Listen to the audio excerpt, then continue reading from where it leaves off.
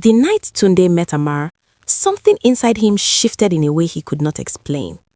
It wasn't just attraction, he had felt that before. This was sharper, more immediate, almost unsettling.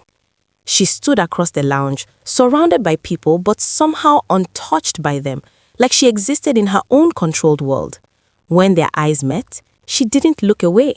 Instead, she held his gaze just long enough to make him feel chosen, and that was all it took. Have you ever met someone who made you feel seen before they even knew you? Tunde was not a reckless man.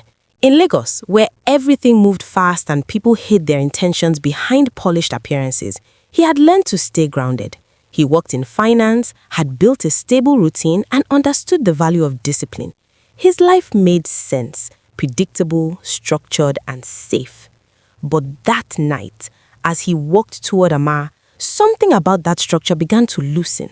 Their first conversation felt effortless, almost rehearsed by fate. She was witty, confident, and spoke with a calm intensity that pulled him in. There were no awkward pauses, no searching for words. It flowed too smoothly. And somewhere beneath the excitement, a quiet voice in Tunde's mind whispered that things that start too perfectly often don't end well. But he ignored it. Within days, Amara became part of his daily rhythm. Morning texts, late-night calls, spontaneous visits. She filled the spaces in his life so quickly that it felt like she had always been there. It wasn't just her beauty. It was how she made him feel needed, wanted, important. And in a city where everyone was chasing something, that kind of attention felt rare. But have you ever noticed how quickly something intense can begin to consume you? Amara didn't ask for commitment in the traditional sense. She never said, "be mine," or defined what they were. Instead, she demanded presence. If Tunde didn't reply quickly, she would go quiet. If he cancelled plans, she would withdraw just enough to make him feel it. It wasn't loud or dramatic. It was subtle, almost strategic. At first, he told himself it was just passion, that this was what real connection looked like, raw, unpredictable, alive. But slowly, his routines began to shift. He started missing meetings, postponing deadlines, ignoring friends. Everything else became secondary to maintaining whatever it was he had with Amara. And the strange part, he didn't even question it. His friends did. "You don't seem like yourself anymore," one of them told him one evening. "This thing, whatever it is, it's changing you."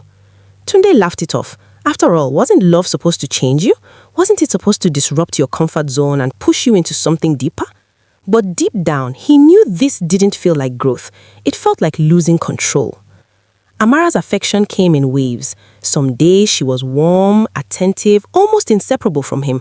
Other days she became distant, distracted, as if her mind was somewhere else entirely. And those shifts kept him on edge. He found himself trying harder, giving more, adjusting constantly just to maintain her attention. Why do we chase harder when something feels like it's slipping away? She never spoke much about her past. Whenever Tunde asked simple questions about her family, her work, her history, she would deflect with a smile or change the subject entirely. At first, he respected her privacy. Everyone had their own pace, their own boundaries. But over time, her silence began to feel less like mystery and more like avoidance. Still, he stayed, because leaving felt harder than understanding. Then came the financial expectations, subtle at first, a suggestion for a nicer restaurant, a comment about needing help with something small, a preference for a certain lifestyle that slowly became assumed rather than discussed. Tunde found himself paying more, giving more, without ever having a clear conversation about it. And somehow, saying no felt impossible. He told himself it was part of caring for someone, that providing, even without being asked directly, was a sign of love. But each time he stretched himself a little further, something inside him tightened. Have you ever given so much that you stopped recognizing yourself? Months passed like this, intense, confusing, emotionally exhausting. The connection never stabilized. It only grew deeper and more complicated, like a knot that tightened the more you tried to untangle it. Then, one night, everything shifted. They were sitting together, her head resting lightly on his shoulder when her phone buzzed. It was nothing unusual until she saw the screen. In that split second, her entire expression changed. She reached for the phone too quickly, almost panicked, and turned it face down. It was a small moment, easy to ignore, but Tunde didn't ignore it. Because sometimes, it's not what you see, it's how someone reacts that tells you everything. In the days that followed, something inside him refused to settle. The intensity that once felt exciting now felt overwhelming. The mystery that once attracted him now made him uneasy. For the first time, he began to step back, not physically, but emotionally. And with that distance came clarity. He realized he didn't actually know Amara, not in the way that mattered. He knew how she made him feel. He knew the highs, the excitement, the pull, but he didn't know her truth. And maybe he never had. The confrontation came quietly. No shouting, no drama, just questions. Simple, direct questions that deserved honest answers. Amara didn't deny everything, but she didn't fully explain either. Her responses were partial, carefully measured, leaving just enough unsaid to keep control of the narrative. And in that moment, Tunde understood something that had been building all along. This wasn't love. It was attachment. It was desire. It was the fear of losing something that made him feel alive, even if it wasn't real. Lust had disguised itself as connection, and he believed it completely. Walking away was not easy. It didn't happen in one dramatic decision. It happened slowly, painfully, as he began to reclaim the parts of himself he had given away.